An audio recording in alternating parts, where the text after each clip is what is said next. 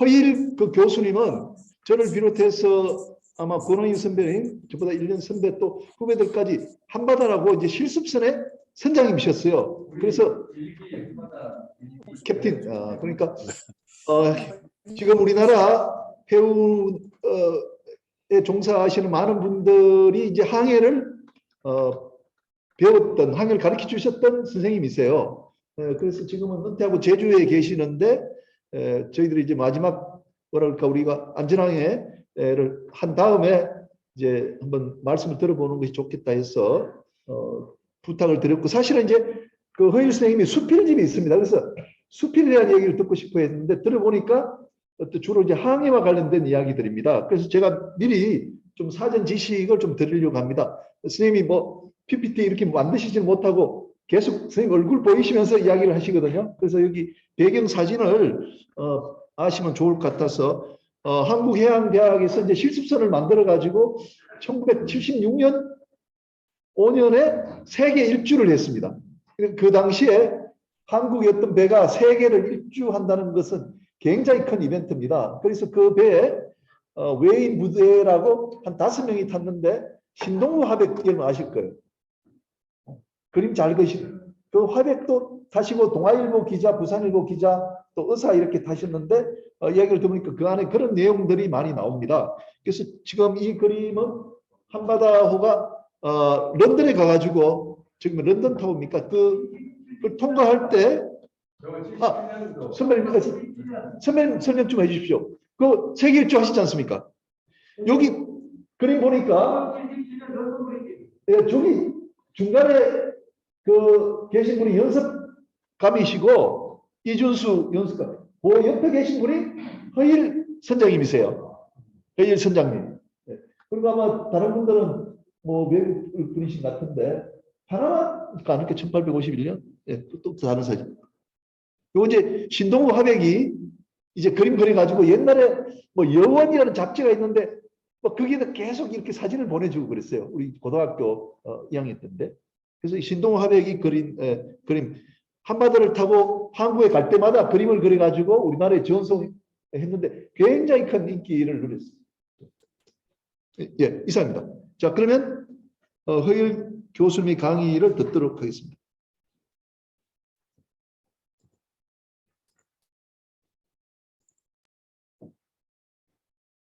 그동안 내가 겪어온 예, 안녕하십니까. 나는 1959년에 한국해양대학을 들어가가지고 1963년에 졸업을 한 사람입니다. 이를테면 59학번입니다. 이 주최하는 측에서 나에게 그동안 내가 겪어온 한국 해운의 40년을 뭘 얘기를 해달라고 그래서 오늘 자리에 나왔습니다. 내가 졸업한 1963년은 한국 전쟁이 휴전이 되고 10년이 되는 해입니다. 아시다시피 6.25 동란으로 해서 한국의 모든 자원들이 다 박살이 나가지고 파괴가 돼서 아무것도 없던 시절이죠. 겨우 이제 기지개를 피고 뭘 좀 다시 재건을 해보겠다고 하던 그런 시절입니다.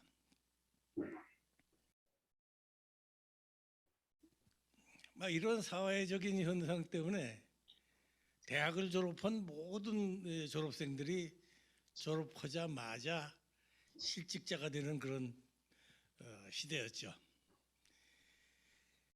해운계도 뭐 대동소이해서 졸업하자마자 실직자가 되는 것은 뭐 뻔한 일입니다.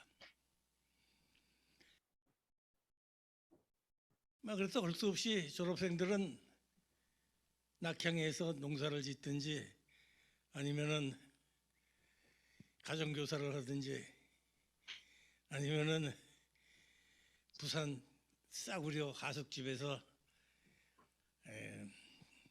최저한도의 생활을 하고 어떻게 배를 탈 수 있을까 하고 기회를 기다리던 그런 암울한 시대였습니다. 첫째 배가 고프니까 먹고 살 게 없으니까 이제 꾀를 낸 것이 그 중에서도 이제 좀 부지런하고 실행력 있는 친구가 세계 각국의 유수한 해운 회사에 자기 소개서를 냈습니다. 네, 사실 알다시피 이 동양 아시아의 구석에 있는 조그만 나라, 그것도 전쟁 폐허로 아무것도 없는 나라에서 내가 해기서다, 내가 면허를 가졌다, 배를 좀 태워달라 해도 그걸 태워줄 그런 선주는 없었습니다.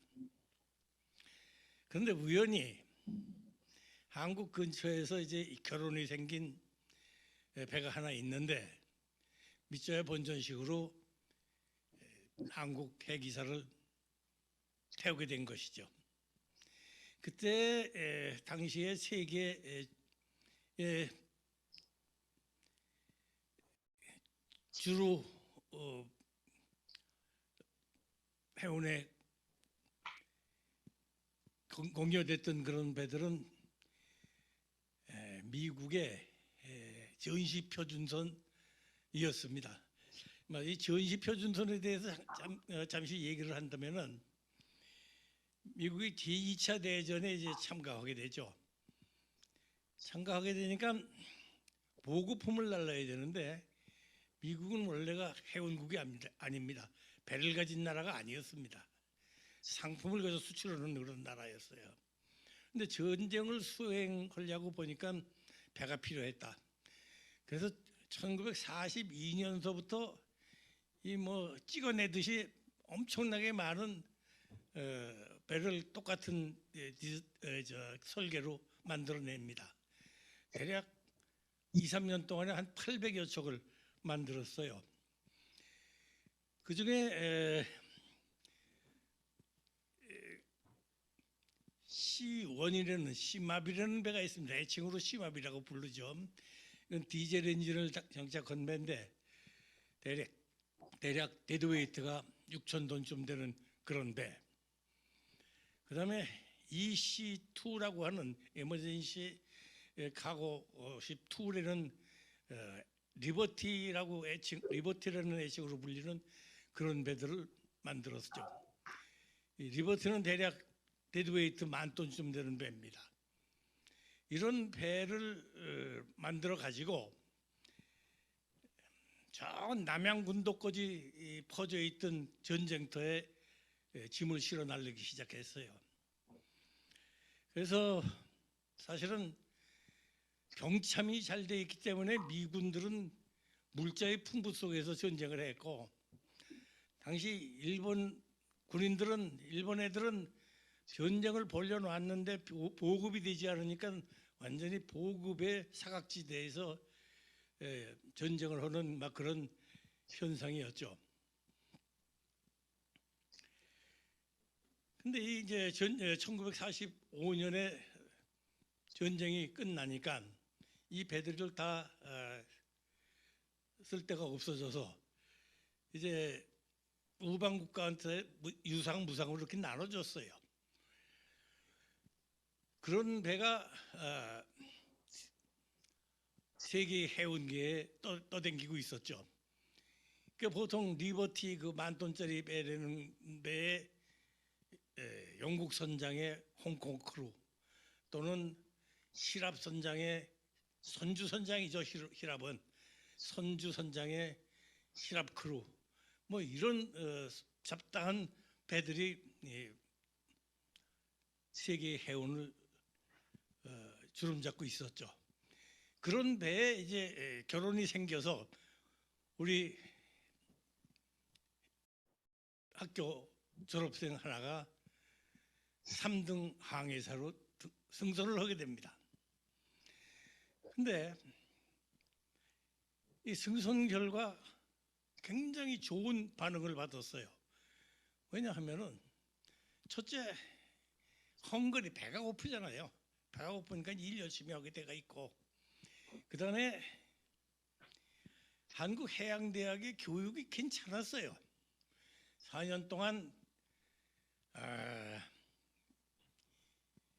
학교의 모든 일을 학생 자신이 해결하는 그런 방법으로 운영이 됐죠. 아시다시피 선원들의 생활 특성에 여러 가지가 있습니다만은 가장 그 중에서 중요한 것이 고립돼서 원조를 받을 수 없는 고립 무원성이에요. 예컨대 태평양 한가운데서 불이 났으면 불자동차 올 수 없고, 엔진이 파손되면 그거 수리하러 수리업체 올 수 없고, 그렇기 때문에 고립 무원성, 모든 것을 자기가 해결하지 않으면 안 되는 그런 것이 선원 생활의 특성이죠. 그래서 학교 교육이 모든 걸 다 학생들이 해결하는 그런 방식으로 운영이 됐어요.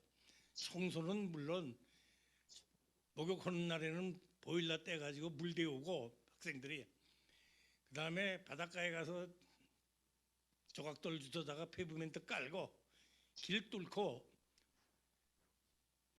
막 이런 자급자족의 생활을 했죠.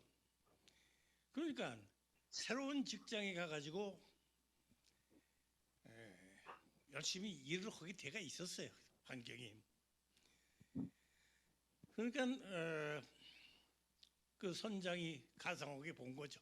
그 배의 선장이 가상하게 본 거죠. 이거 한국 회계사들 괜찮다. 이거 모래밭에서 진주 얻은 격이다 해서 굉장히 좋은 평가를 받았어요. 그 후에 이 소문이 나서 한국 사람들 크고 달고 값싼 참이라고, 결혼만 생기면은 한국 회기사들을 데려다가 태우는 막 그런 이제 일이 시작이 됐습니다. 그것이 1960 대략 한 4, 5년 경서부터 시작이 됐어요. 근데 이때 월급이 얼마냐면은 미화 100불입니다. 100달러. 지금 100달러라고 하면은 뭐 12, 3만 원, 10, 한 2만 원. 친구 한 2명이서 돼지고기 구워 놓고 소주 한 잔 먹으면 그저 한 끼에 날아갈 그런 돈인데, 당시 그 돈이 천문학적 숫자로 엄청나게 많은 돈이었어요. 그럴 수밖에 없는 것이 한국의 경제가 없으니까 한국의 직장의 월급이 굉장히 낮았죠. 몇천 원이었어요. 내 기억으로는 뭐 4, 5천 원이에요. 월급이라고 해봐야. 근데 그때 환율이 얼마였냐, 내가 이제 인터넷에 찾아봤더니 320 몇 원이에요. 1불에.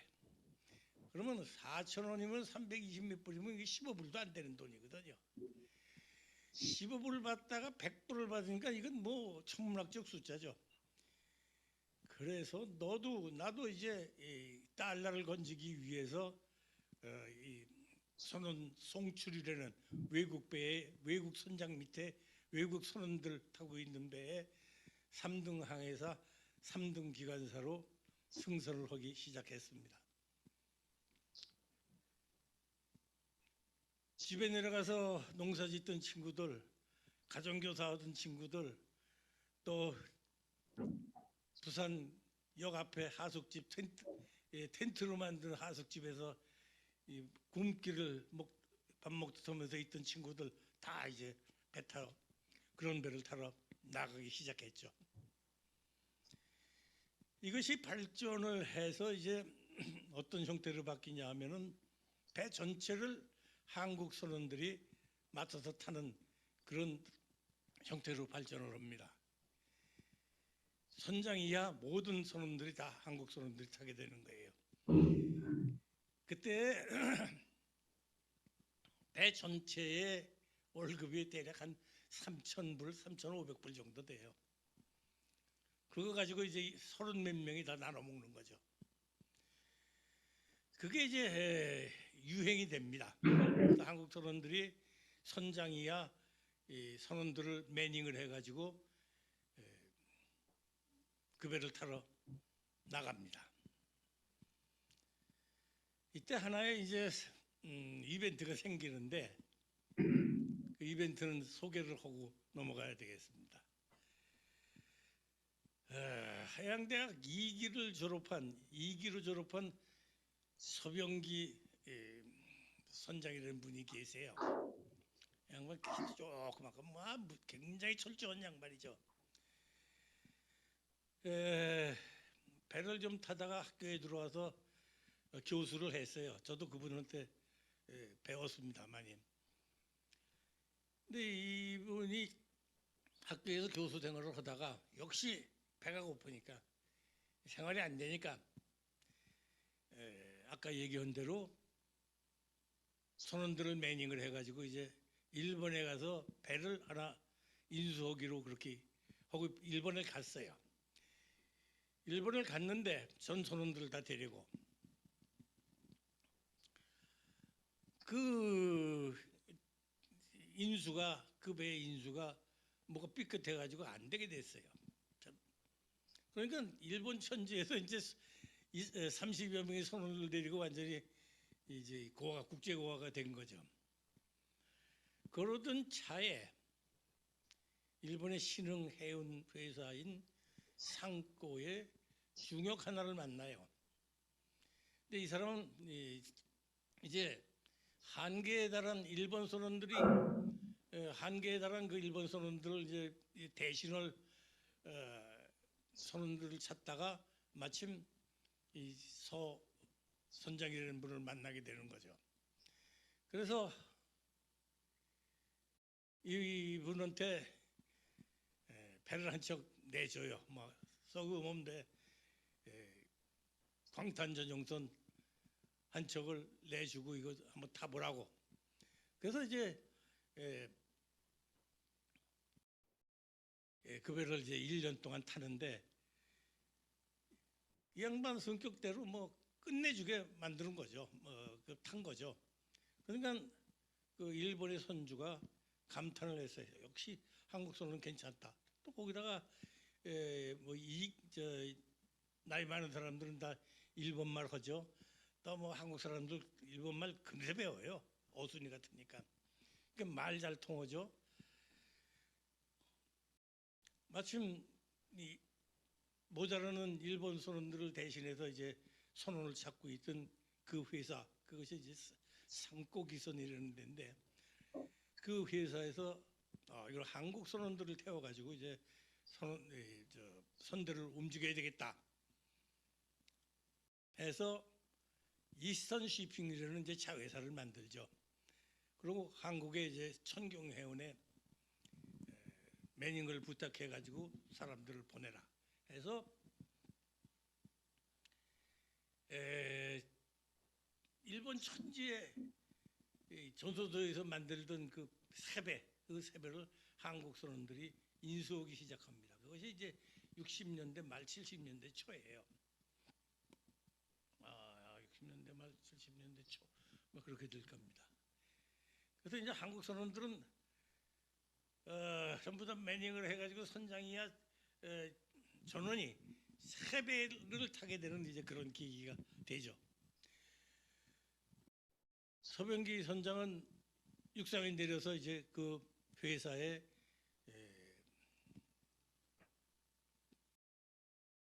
선원 감독을 하면서 그 선원 사무를 갖다 총괄을 하게 됐대요. 이때 이 서 감독이라는 양반, 서 선장은 모든 그 규정을 갖다가 아주 그냥 뭐 철저하게 다 만들었어요. 그래서 우리나라의 그 성출선의 기간을 마련해 놓은 것이죠. 이후에 한국 사람들이 한 30여 척의 배를 운항하게 됩니다. 그 회사의 배. 그래서 지금까지 다 떨어진 그 리버티나 타다가 이제는 세배, 신조선, 그 다음에 또 아주 고급한 배, 예를 들면 예컨대 탱커 같은 거, 그 다음에 LPG 탱커 같은 거, 이런 것들을 타면서 기술을 연마하게 되죠. 어떻게 보면 한국 그 선주들은 선원 교육비 하나도 없이 선원들을 공급받은 거예요. 국가가 해양대학 만들어서 해기사 만들어서 공급해 줬죠. 그다음에 이제 조금 아까 말씀드린 대로 외국배 타면서 외국의 그 좋은 배의 기술을 갖다가 다 익혀가지고 나중에 이제 한국 배로 전이시키죠. 이제 그래서 새 배를 타는 이제 그런 시대가 옵니다. 그 다음 또 하나의 이제 이벤트가 생기는데 이건 이제 저기 미국에서 생긴 얘기예요. 미국의 서부 그 컬럼비아 리버가 있는데 컬럼비아 리버를 타고 올라가면 그 오레곤이라는 주가 있고 그 오레곤에 포트랜드라는 아주 아름다운 이제 항구가 있습니다. 하항이죠. 거기에서 고철 장사를 하는 라스코라는 고철 장수가 유태인이죠. 고철 장수가 있었어요. 이 사람들이 하는 일이 뭐냐면은 유럽에서 고철을 마서 그 고철을 폐선 직전의 배에 싣고 그것을 자기네 본부가 있는 포트랜드로 날라서 부가가치를 올려서 돈을 부는 막 그런 업을 하고 있었어요. 한 번은 유럽에서 이제 고철 사서 마 가지고 폐선 직전에 리버티에다가 잔뜩 실어서 미국으로 오는 배에 한항이죠. 이제 오면 끝나는 배. 그런 배에 한국 선원들을 갖다 태웠어요.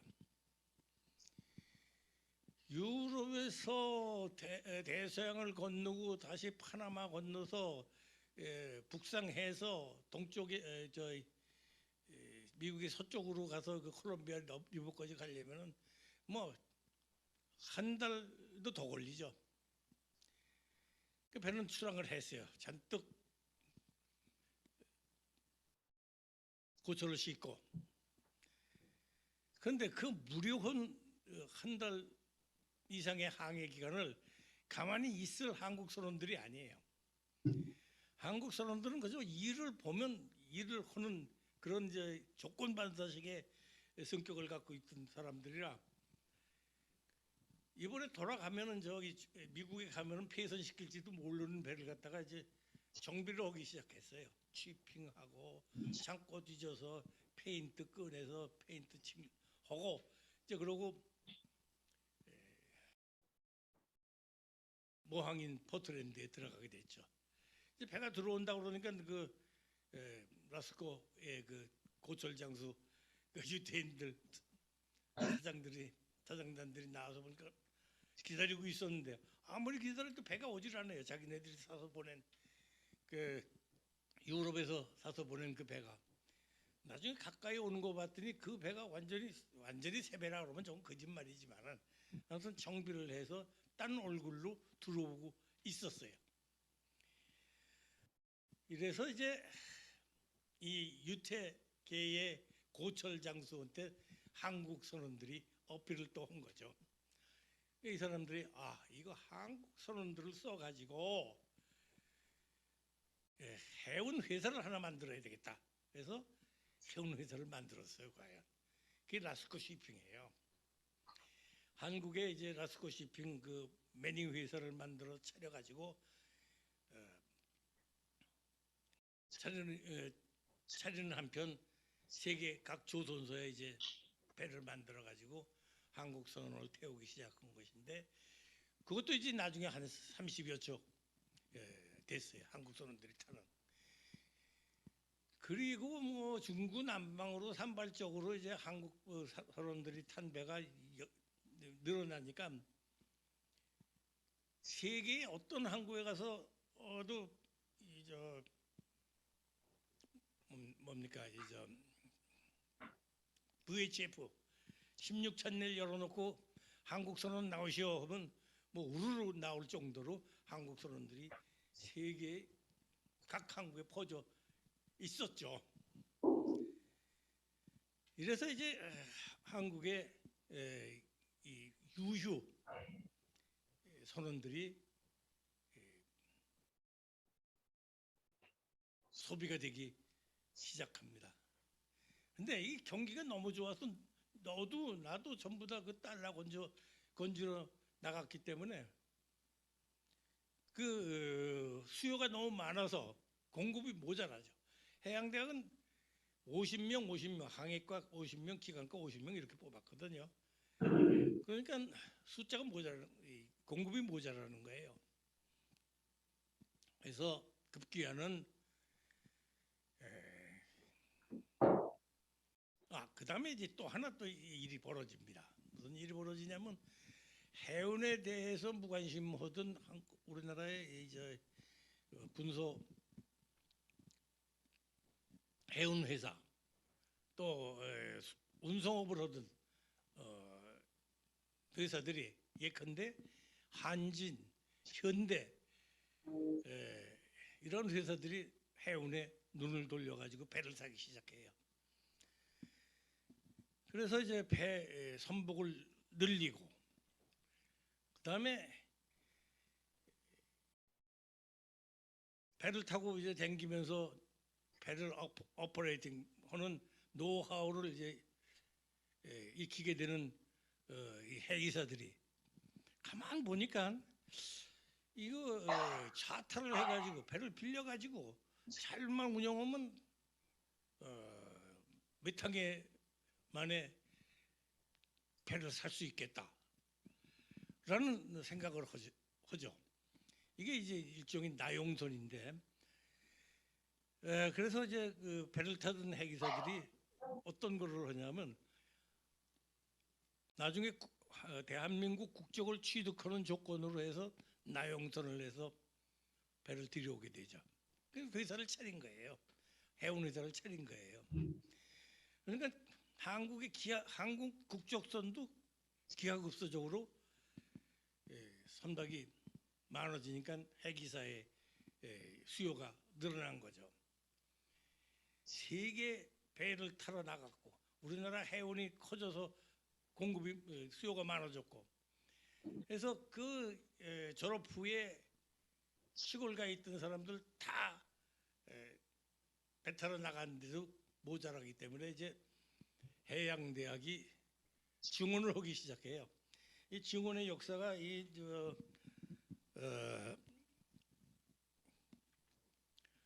1960년대 말부터 해양대학의 정원이 어떻게 바뀌었느냐.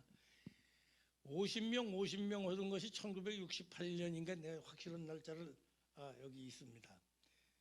68년에 50명, 항해과 50명, 기갑과 50명 뽑던 정원을 갑자기 100명으로 올려요. 증원을 시켜요. 그런데도 모자라요. 한번 너도 나도 한국 선수들 달라고 그러니까. 그래서 그 전수과라고 해가지고 군대에서 간부보생 뽑듯이 대학 졸업생 뽑아가지고 단기간 교육시켜가지고 단기간 실습시켜가지고 면허를 주는 막 그런 전수과라는 제도를 운영을 하죠. 그 50명 뽑았었는데 그것도 증원 뭐 100명으로 늘리고 여기 나와 있습니다. 68년에 대학 정원 50명을 각 100명으로 늘리고 72년에 전수과 50명을 100명으로 늘리고 1973년에 2년제 전문학교를 갖다가 설립을 해가지고 무속 전문학교를 갖다가 만들어가지고 거기 각과 100명을 뽑고 75년에 각각 정원을 100명이던 정원을 150명으로 늘리고 76년에 정원을 다시 175명으로 늘리고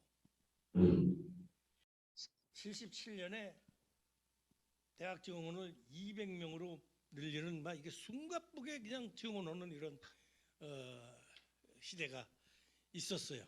이게 이제 해기사의 공급에 맞추기 위해서 해양대학이 완전히 고무로 만든 캠퍼스가 된 거죠. 그래서 이제 세계 각국의 또는 국내에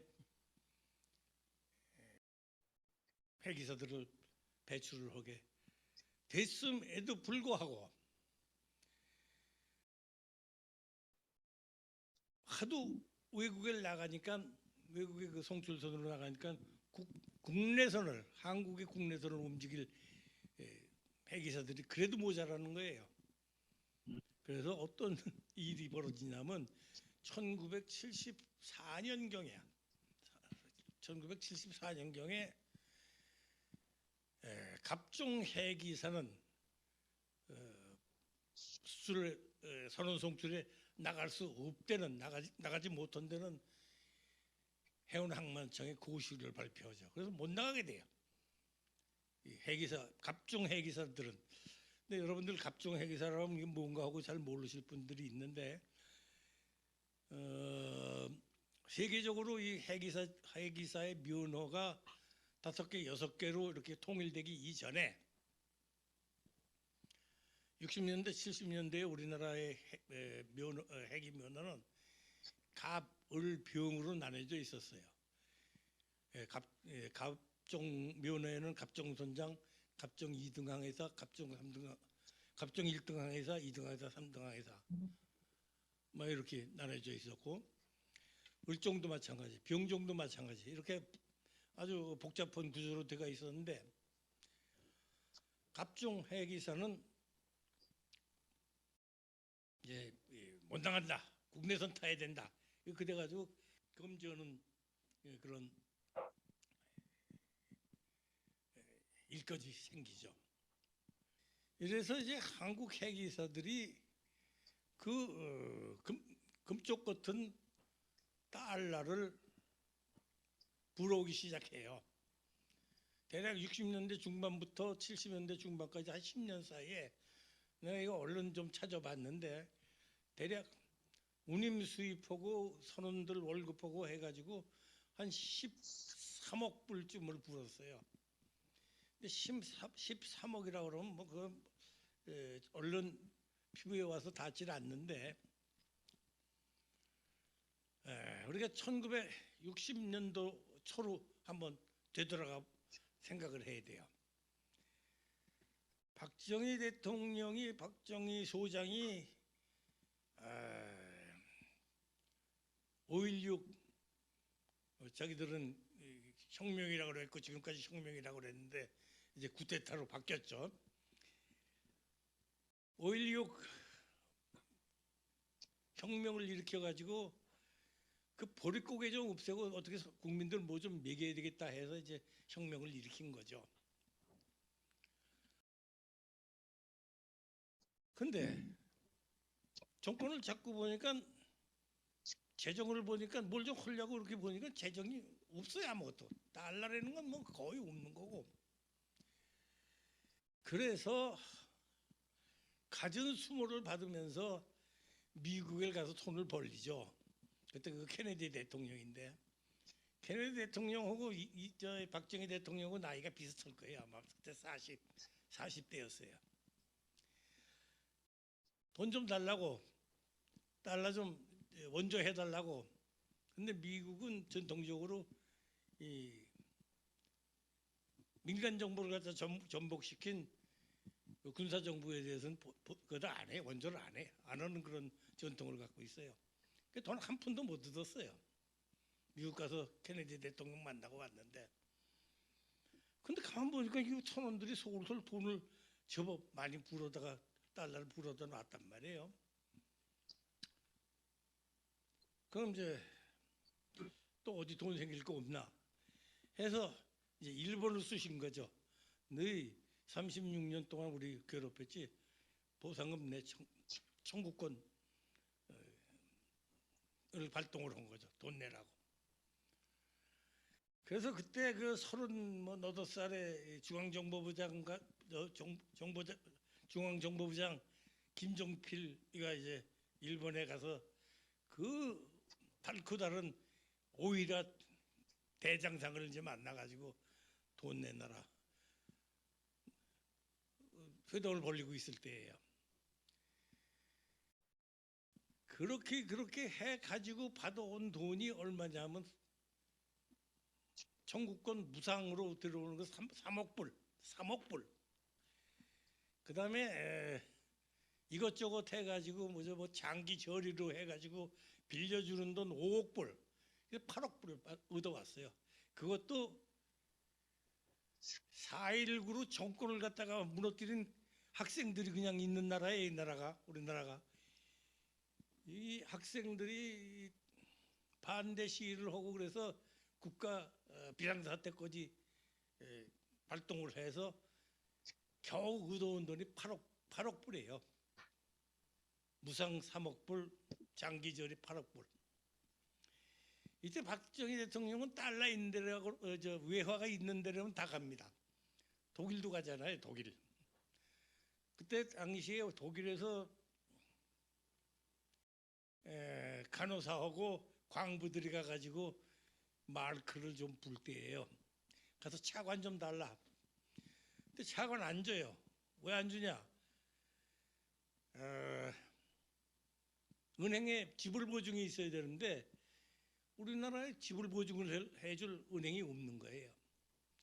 그래서 그때 숨은 일화로 광부들의 월급하고 간호사들의 월급을 은행에 집어넣어서 담보로 하고 그걸 담보로 해서 막 2억 마르크인가 뭐 그 정도 얻어왔던 걸로 기억이 돼요. 이렇게 외화가 금쪽 같은 시기에 이제 해기사들이 한국의 선원들이 소리 없이 달러를 불어왔죠. 근데 이 선원들이 불어오는 이 임금 이건 말이에요. 가등률이 100%죠. 가등률은 뭐냐? 뭐 우리나라에 뭐 뭘 만들어서 외국에 팔다 그러면 100불 팔았다 그러면 가등률 10불밖에 안 되는 거죠. 그런데 임금이라는 것은 이건 100%거든요. 이 알토란 같은 돈을 불어오는 선원들 이때는 거를 이때 박정희 대통령이 조금 알았어요. 근데 우리 학교는 한국해양대학은 설립 이래의 소원이 우리의 소원은 뭐냐면 통일다음에는 실습선을 갖는 거예요. 나온 실습선을 한번 가져야 되겠다.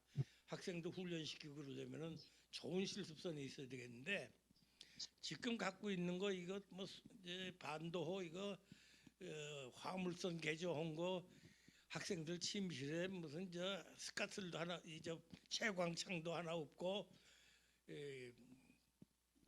환기창도 없고 이런 데다 학생들 태우고 다니고 안 된다고요. 좋은 실습선을 하나 가져야 되겠다는 것이 소원이었죠. 그래서 매년 그때는 교육부가 아니라 문교부에 우리 학교는 이렇게 실습선이 필요되는 계획서를 갖다가 올렸어요. 이제 이게 이 계획이 빛을 보게 되는 때가 됐어요. 근데 아까 말씀드린 대로 박정희 대통령이 해양대학이 이게 일반적으로 사람에 대한 이 투자는 회전이 굉장히 늦죠. 사람 하나 만들려면 뭐 몇십 년 이상 걸리고 그러는데 이거는 대학 들어오는 1학년 그거 4년만 있으면은 금세 나가서 돈 벌어 온단 말이야. 이거 해양대학 여기 이거 좀 어떻게 도와줘야 되겠다 싶어서 이제 실습선을 신조하도록 배려를 해준 거예요. 이거 진짜 뭐 역사적인 일이죠. 그 비싼 달러 일본 그 청구권 자금 갖고 했어요. PAC 자금이라고 그거 중에서 670만 불 갖다 뚝 띄워가지고 대통령 지시각서를 붙여가지고 이거 한국해양대학에 실습선 만들어라. 그것이 74년인데 발주해가지고 75년에 데리바리를 했습니다. 그때 이제 75년도에 내가 급의 선장으로 인수 선장으로 갔죠. 그때 내 나이가 75년이니까 34살 때. 그래서 그 배를 이제 인수를 해가지고 7월 달인가 이제 1975년 7월 달인가 인수해가지고 왔어요. 한국에 와서 이제 학생들을 태우고 사관들 다 매닝해서 태우고 선원들 태우고 그 해에는 우리나라 각 항구를 순항하게 됐죠. 그다음에 이제 그 다음 해 76년에는 이제 좀 멀리 가자 해서 저기 저 동남아시아 싱가포르 대만 뭐 이런 데를 갖다가 다녀왔어요. 무사히 다녀왔어요.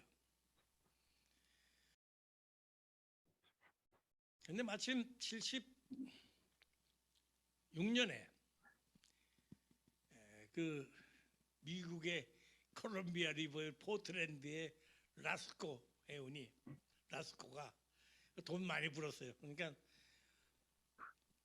한국 해기설에 의해서 돈을 많이 벌어서 그 지방이 유지가 됐는데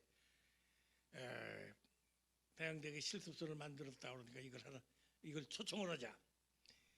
그 포트랜드라는 도시가 그게 참 아름다운 도시인데 거기 매년 로스 페스티벌이라고 장미 축제를 열어요. 거기에 한국해양대학의 실습선을 초청을 하게 되죠. 1976년에 이제 드디어 태평양을 건너서 포트랜드에 입항을 합니다. 그 포트랜드 입항할 때 얘기는 그 참 다 꿈 같은 얘기예요.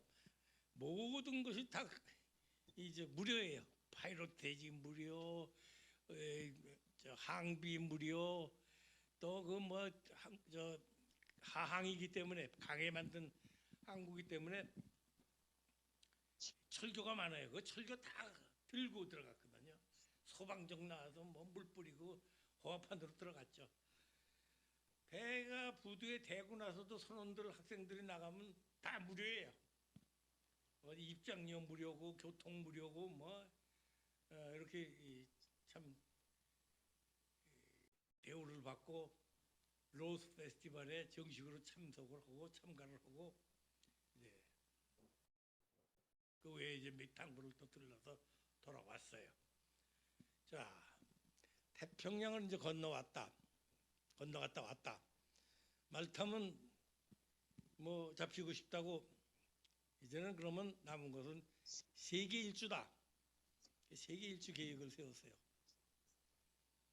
뭐 이제나 저제나 돈이 문제니까 학교 당국하고 서울에 있는 막강한 우리 대학의 그 졸업생들 동창회가 이제 손을 맞잡고 경제기획원과 교육부 문교부를 갖다가 공약을 해서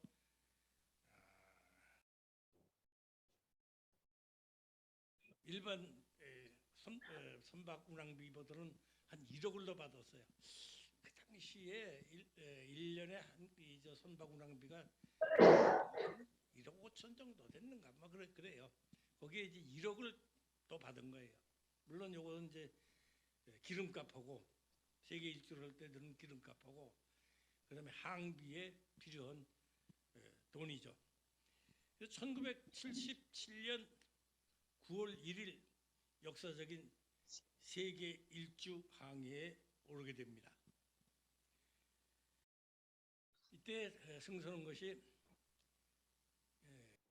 한국해양대학의 31기의 약 반.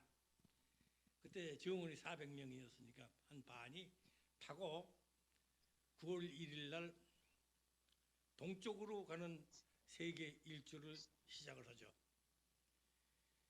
우리나라 부산을 출항을 해가지고 일본 스가루 해협을 지나서 일로 태평양을 지나서 파나마까지 가는 거죠. 파나마 들러서 파나마 운하 지나서 그 다음에 북쪽으로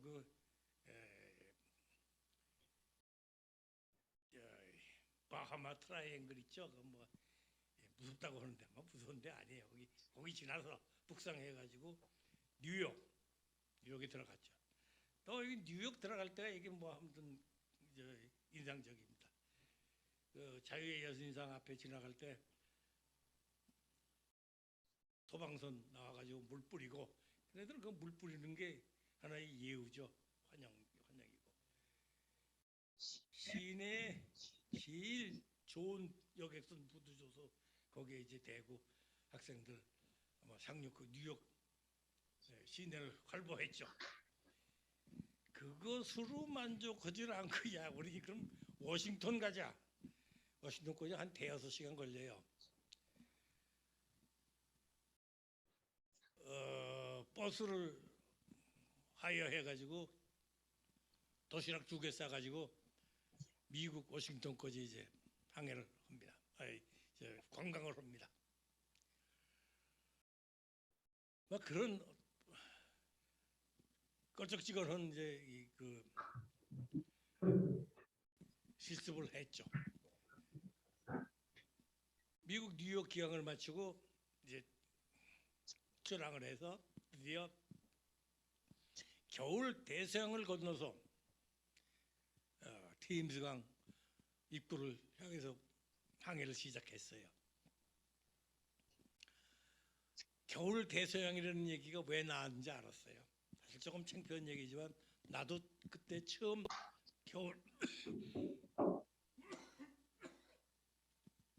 겨울 대서양을 건너가게 된 거죠.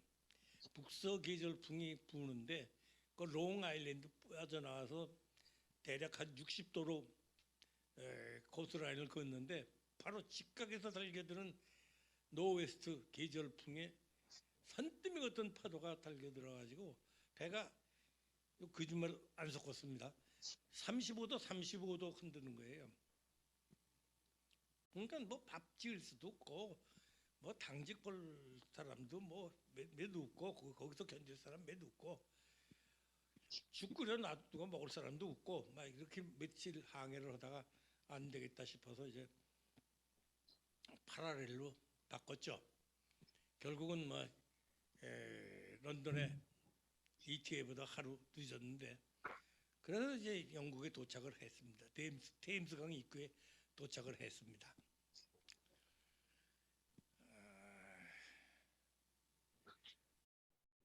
테임스강에 이제 갔더니 이제 리버 파이로트가 탔어요.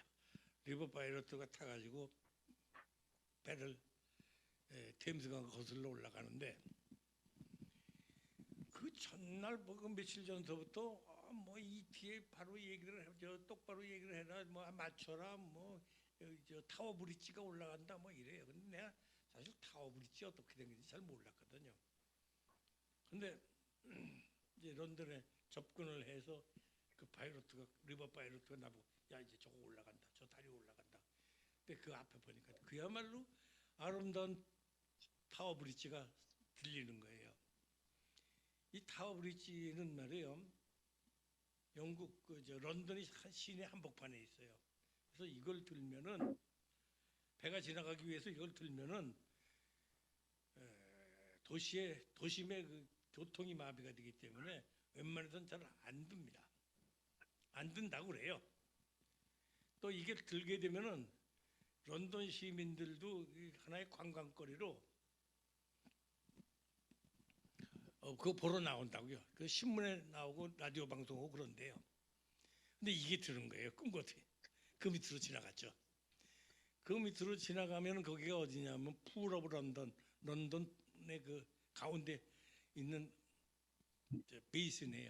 풀 오브 런던이라고. 거기 들어갔어요. 들어가서 배 어디다 대나 뭐 부두가 뭐 벨파스트 뭐 그러는데 뭐 벨파스트 부두가 어딘지 알 수도 없고 근데 이렇게 보니까 구람이 저쪽에 하나 있어요.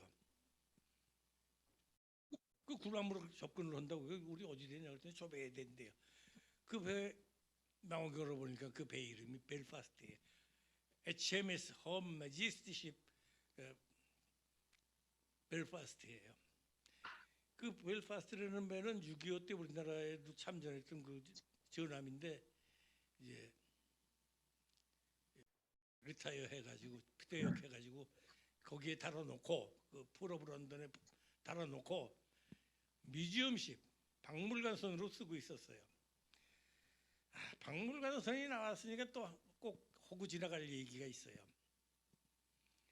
외국의 이저 유수원 해운국에서는 유명한 배가 있으면은 기념할 만한 배가 있으면은 그것을 그것이 폐선될 때는 스크랩다운해서 고철로 종각내는 게 아니고 박물관선으로 회사 박물관선으로 만들어요. 이것저것 뭐 조그만 거 주워다가 건물 지어놓고 거기다가 진열하는 것보다는 배 전체를 갖다가 박물관으로 만드는 거죠. 그 배가 런던 풀오브 런던에 있는 박물관선이에요. 런던 시민들은 거기 돈 내고 들어오는데 거기다가 배를 대줬어요. 우리 배를 하얀 배를 대줘. 그 배를 통해서 이제 우리는 상륙을 하는 거죠. 이 영국에 들어가자마자 아무튼 조금 이상한 일들이 생겨요. 그렇게 타워 브릿지를 올려주질 않나, 허메지스십 뮤지엄십에 배를 대주질 않나. 조금 이 방에서 조금 있었더니 이제 대리 좀 왔다 가고 나서 손님이 하나 왔는데 보니까 그 사람이 모빌 오일 컴퍼니의 부사장이래요. 우리 여긴 뭐 아무 관계가 없어요. 그 회사의 배에 한국 선원들이 좀 타겠죠. 해양대학 졸업생들이 타고 있겠죠. 이 사람이 겉대시콜 그러니까 뭡니까 예방을 온 거예요. 우리 배에. 그래서 뭐 이 얘기 저 얘기 조금 하다가 이제 갔는데 돌아가면서 하는 얘기가 저 바깥에 차를 하나 갖다 놨으니까 그 차를 여기 있는 동안에 타시라고 교통편으로 쓰라고. 나중에 나가봤더니 롤스로이스를 갖다 놓은 거예요. 운전하는 운전사 유니폼 운전사를 끼워서 갖다 놓은 거예요. 그 롤스로이스라는 거 그거 런던 시내에서도 몇 대 없는 거거든요.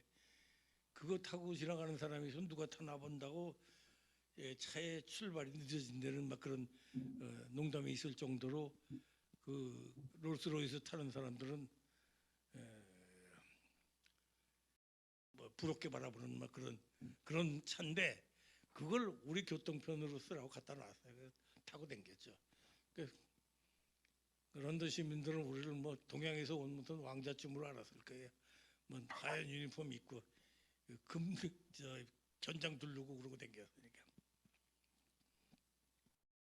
우리가 런던을 들어가면서 그야말로 하루 강아지 범무서운 줄 모르고 엘리자베스 여왕을 제외하고는 제법 나라나 한 사람들 또는 유명한 장소를 전부 다 방문 계획을 세워서 통지를 낸 거예요. 대사관을 통해서. 그 중에 하나가 이제 명예시장 로드 메이어라는 사람인데 이 사람은 런던 시내에서 엘리자베스 여왕 다음쯤 가는 그런 사람이에요. 명예스러운 사람이죠. 그 사람을 면회 신청을 내놨다고요. 이제 가자고 세를 내서 이제 한 20여 명이 갔어요. 그때 이제 영국 대사관이 참사관도 하나. 그 대사가 그때 안 계셨어요. 참사관도 쫓아갔는데 정문을 지나서 차 타고 한 5분 내지 10분 더 가야 나오는 그런 맨션이에요. 그게 로드메이어의 맨션인데 그런 게 맨션이지 우리나라에서 뭐 맨션은 그건 아니거든요. 그 거대한 맨션이 나와요. 거길 들어갔어요. 들어갔더니 현관 테라스에는 그 무르익은 과일들이 꽉 진열이 돼 있어요. 그 과일의 냄새는 지금도 잊어버릴 수가 없어요. 과일의 그 향기가 진동을 하는데 나중에 알고 봤더니 그 과일의 향기를 자연적인 향기를 갖다가 내기 위해서 갖다 놓은 거래요. 먹으려 갖다 놓은 거 아니래요. 거기 들어갔더니 이제 그 보물 창고를 갖다가 개방을 해서 다 구경을 시켜주더라고요. 별거 다 있어요. 그 웬만해서는 개방 안 하는데 그걸 개방시켜서 우리를 보이더라고요. 그 이제 그거 보고 어느 대기실에 접견실에 이제 들어갔어요. 들어가서 주춤주춤 이제 좌정을 하고 있는데 연미복을 입은 예복을 입은 키가 크고 장대한 양반이 들어오더니 뭐라고 소리를 질러요. 막 그런데 못 알아듣겠어요. 무슨 얘기인지 못 알아들었어요. 조금 있더니 역시 연미복을 입은 얼굴이 홍한 인 백발 신사가 들어서는데 그게 그 양반이 로드메이어예요. 키가 뭐 크고 그렇죠. 나 뭐 160 몇밖에 안 되니까 가서 쳐다보면서 악수를 했어요. 악수를 했는데 그 양반의 제 일성이 참 인상적이었어요. I was captain. 나 선장이었대. I was seaman 그러더니 I was captain 그러더라고요. 거기서 모든 의문이 다 풀렸어요. 왜 영국에 입항했을 때 이 융숭한 대접을 해주나? 타워브리지를 들고 모빌 회사에서 롤스로이스 갖고 오고 로드메이어가 우리 만나주고 이것이 우리가 뱃사람이었기 때문이에요. 같이 쫓아왔던 그 런던 대사관의 참사관 하시는 말씀이 내가 영국에 와서 그래도 몇 년이 됐는데 저분 만난 건 내가 처음이라고 당신들 덕분에 내가 저 로드메이어를 다 만났다고 그러더라고요.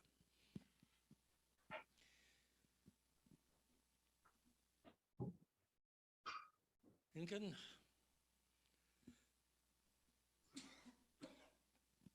영국은 그야말로 모범적인 해운국이에요. 어머니들이 자식들 기를 때, 애들 기를 때 그런다고 그러잖아요. 이 세상에서 우리는 누구를 존경해야 되느냐? 뱃사람이다. 왜냐? 우리가 먹는 밀을 이 대륙에서부터 실어오잖아. 그러니까 우리는 당연히 뱃사람을 존경해야지. 막 그게 체질화되어 있는 거예요. 그러니까 그게 제일 해운국이 돼가지고 태양이 지지 않는 나라가 된 거죠. 막 이렇게 장황하게 영국을 얘기한 것은 이제 그 다음에 참 서글픈 얘기도 있기 때문에 장황하게 말씀을 드렸어요.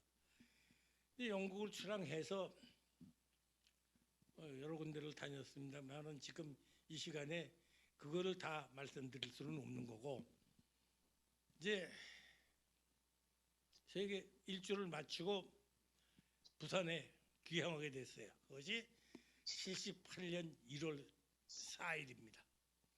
이제 뭐 ETH고 뭐 우리 부두 수배해라 뭐 그러고 이제 들어갔어요. 그런데 입항 몇 시간 전에 학교에서 온 전보가 뭐냐면은 조도 앞에 안 가나라 그거예요. 그러니까 세계 일주를 하면서 그 항구에 댕기면서 제일 좋은 부두에만 대던 밴데 이 배가 한국에 돌아오니까 조도 앞에 안 가노래요. 선원들 모두 학생들 선원들 모두가 분노했지만 그 중에서 제일 분노했던 것이 누구냐면은 우리가 외인 부대라고 하던 외부에서 탄 사람들이에요. 그 6명이 타고 있었는데 기자, 부산일보 기자, 동아일보 기자, 매일경제신문 기자 이렇게 3명. 그다음에 외과 의사 1명. 그다음에 그림 그리는 신동우 화백 1명. 그다음에 이제 교육부에 문교부에 이제 담당관 이렇게 타고 갔었는데 그 중에서 부산일보의 노영환이라는 기자가 제일 화가 났어요. 이 양반이 항만청 출입 기자였어요. 당장 VHF 달라고 그러더니 16천 원에 갖다 대고 그냥 막 욕을 하는 건 너희 이 배가 어떤 배인 줄 알고 지금 이제 조도 앞에다 앙카를 놓으라고 막 화를 당장 항만총장 바꾸라고. 그래 가지고 겨우 이제 부두를 얻었는데 그때 이제 1부두에 여객선 터미널을 만들어 가지고 아직 개방도 하기 전에요. 아직 개방도 하기 전인데 거기를 이제 임시로 개방을 해서 우리 배가 제1차로 됐죠. 거기 되고 나서 이제 뭐 학부형들도 뭐 만나고 이제 뭐 그래서 입학식하고 그다음에 또 나와서 뭐 앙카링 하고 있었는데 아무튼 이러한 것을 경험하면서 우리나라 해운은 아직 멀었다. 괜히 폼만 잡는 거지 겉으로 폼만 잡는 거지 해운국 되기는 멀었다. 그런 생각을 했죠. 역시나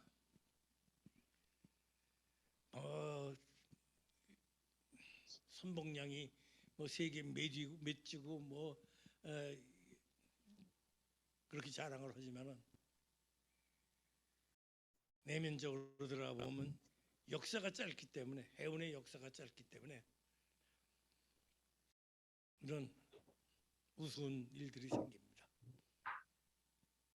그 연장선상에서 있었던 일이 그 한진해운 날려버린 일 그런 일들이 생기는 것이죠. 역사가 일천하기 때문에 우리나라는 아직도 해운이 멀었다고 생각을 합니다. 우리 시대의 석학 최남선 선생이 해방 후 소년지에 실은 신시 바다에서 소년에게라는 신시가 있습니다. 그 시 6년을 가만히 들여다보면 모두가 거대한 바다를 두려워하고 그 바다에 순종한다는 얘기뿐이지 거기에 도전한다는 얘기는 없습니다. 그 역시 관념의 바다에서 살고 있었을 뿐입니다. 지금부터 20여 년 전에 유수한 해운 회사에서 성적이 우수한 선장에게 이사 선장의 칭호를 줬습니다. 신문 기자들은 그 사실을 수십 년 동안 제빵을 하던 제빵사가 이사가 된 것처럼 박스 기사를 써서 발표했습니다. 나는 그 기사를 보고 동업자로서 일종의 모멸감을 느꼈습니다. 그것이 정말 바람직한 해운 회사라고 한다면 성적이 우수한 이사에게 명예선장의 칭호를 주는 것이 옳지 않겠습니까? 우리나라 옛말에 아들을 낳으면 서울을 보내고 망아지를 낳으면 제주도로 보낸다는 옛말이 있습니다. 이제는 수만 톤짜리 컨테이너에 수만 마력짜리 엔진에 여자 선장, 여자 기관장이 탄생된 마당에 아들을 낳으면이라는 말을 우리는 자식을 낳으면 바다로 보낸다는 말이 당연히 느껴질 때까지 우리에게 헐리는 남아있는 모양입니다. 지금까지 중언부언 제 강연을 끝까지 들어주셔서 대단히 감사합니다.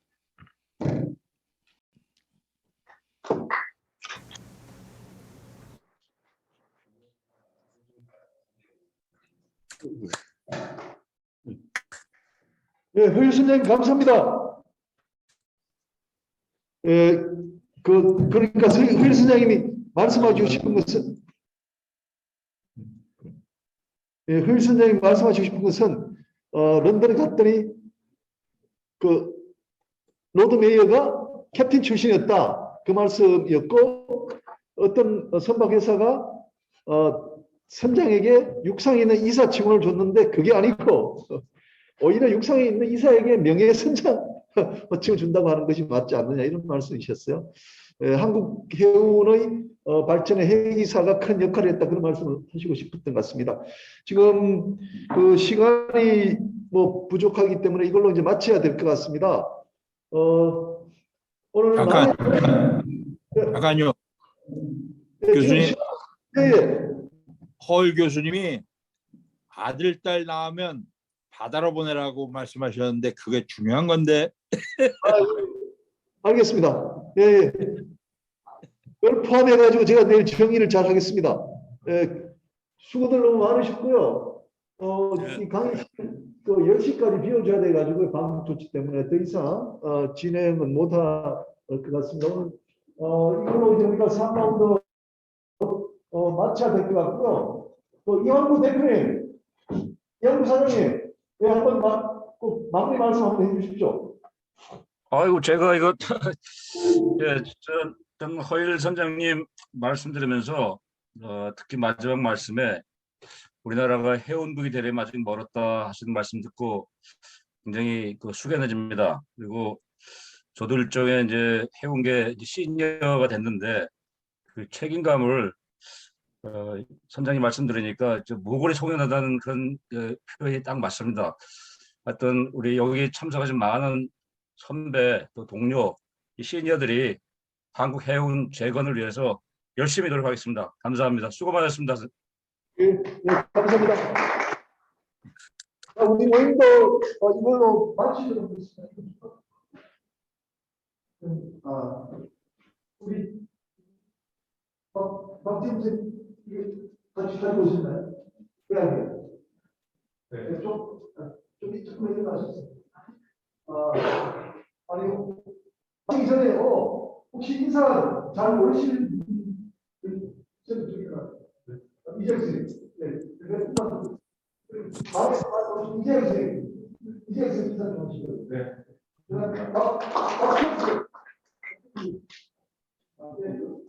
박지현 선생님.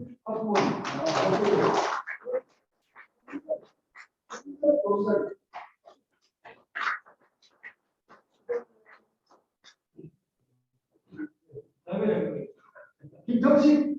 네. 나비려.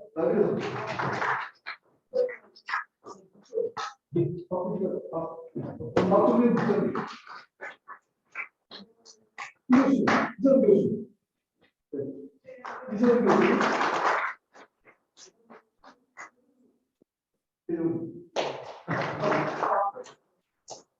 남보가 연구원 선생님, 그다음에 정부님, 최덕선 주부님.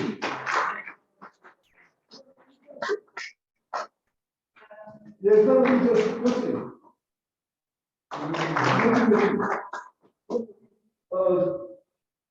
신 부사장님, 신용민 부사장님.